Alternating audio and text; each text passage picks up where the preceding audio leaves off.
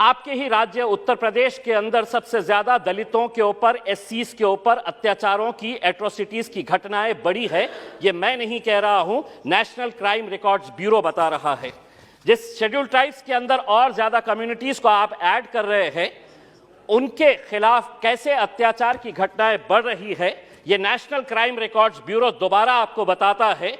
STs के खिलाफ 6.4% अत्याचार, एट्रोसिटी की घटनाओं के अंदर बढ़ावा हुआ है, बड़े हैं एट्रोसिटीज के केसेस। और सबसे ज्यादा केसेस शेड्यूल ट्राइब्स के, जो नेशनल क्राइम रिकॉर्ड्स ब्यूरो आपको बताता है, किसके राज्य के अंदर है? तो मध्य प्रदेश के अंदर सबसे ज्यादा घटनाएं बढ़ी है। कितनी घटनाएं हैं?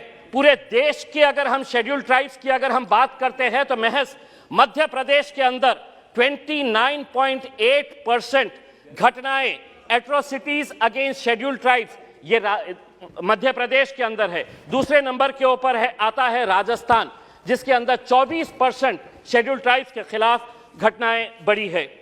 हमारा यह कहना है कि शेड्यूल ट्राइब्स, क्या यह हकीकत नहीं है? मंत्री जी इसका जवाब दे सकते हैं कि आज इस मुल्क के अंदर सबसे ज्यादा डिस्प्लेसमेंट्स अगर किसी का हुआ है तो आदिवासियों का हुआ है, शेड्यूल ट्राइब्स का हुआ है। सिर्फ महज आप शेड्यूल ट्राइब्स की कम्युनिटी को बढ़ाकर ऐसा इंसाफ उनके साथ कर रहे हैं, ये दिखाइए नहीं। हकीकत यह है कि इनके साथ सबसे ज्यादा नाइंसाफियां हुई है।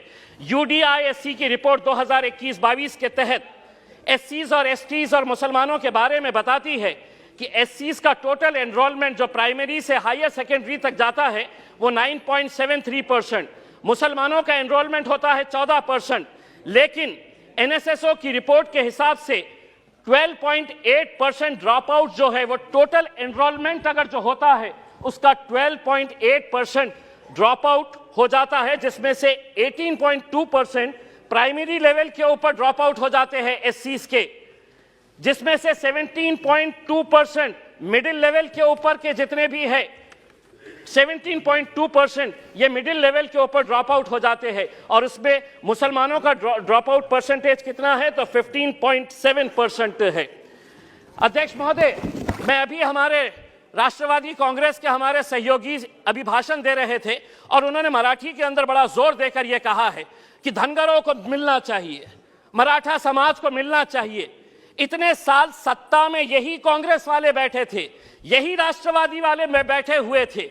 महाराष्ट्र के अंदर इनकी क्या मजबूरी थी कि ये नहीं देते हैं जब सत्ता में रहते हैं, जब विरोधी में आ जाते हैं, बैठते हैं तो इनसे उम्मीद करते हैं। इनसे उम्मीद कैसे की जा सकती है?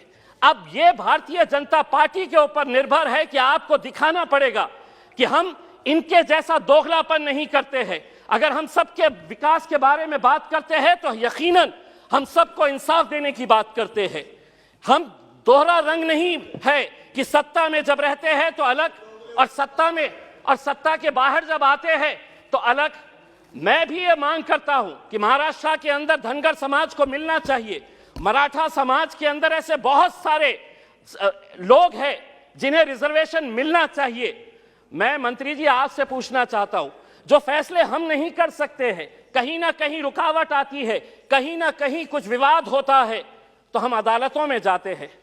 मुसलमानों को रिजर्वेशन मिलना, ये अदालत ने, बॉम्बे हाईकोर्ट ने कहा। और किस आधार के ऊपर कहा? ऐसा नहीं है कि ये रिजर्वेशन इम्तियाज जलील मांग रहा है, नहीं चाहिए मुझे, लेकिन जो पसमानदा मुसलमान है इस देश के अंदर, मेरे महाराष्ट्र राज्य के अंदर, क्या उनको रिजर्वेशन नहीं मिलना चाहिए? और किस आधार के ऊपर मिलना चाहिए? 4-4 कमिटीज, 4-4 कमीशंस बनाए गए, Ranganath Mishra commission, Mahmoodur Rahman commission, Sachar commission, Kundu committee, ये सरकार द्वारा अपॉइंटेड कमिटीज थे। किस लिए बनाए गए थे? कि मुसलमानों का सोशियो एजुकेशन किस लेवल के ऊपर है, किस लेवल के ऊपर है, उसको स्टडी करे और उसकी रिपोर्ट दे। महमूदुर रहमान कमीशन ने पूरा डिटेल के अंदर गया कि मुसलमानों का एजुकेशन परसेंटेज कितना है। सच्चर कमीशन ने बताया कि सबसे ज्यादा अगर कोई पिछड़ा है तो वो मुसलमान है एजुकेशन के बारे में। तो ऐसे हालात के अंदर अदालत ने, जब ये मामला अदालत के अंदर गया तो अदालत ने खुद ने ये कहा, बॉम्बे हाईकोर्ट ने, कि मुसलमानों को 5% कम से कम एजुकेशन के अंदर रिजर्वेशन दे दीजिएगा। मंत्री जी, आप क्यों हमको तालीम से दूर रखना चाहते हैं।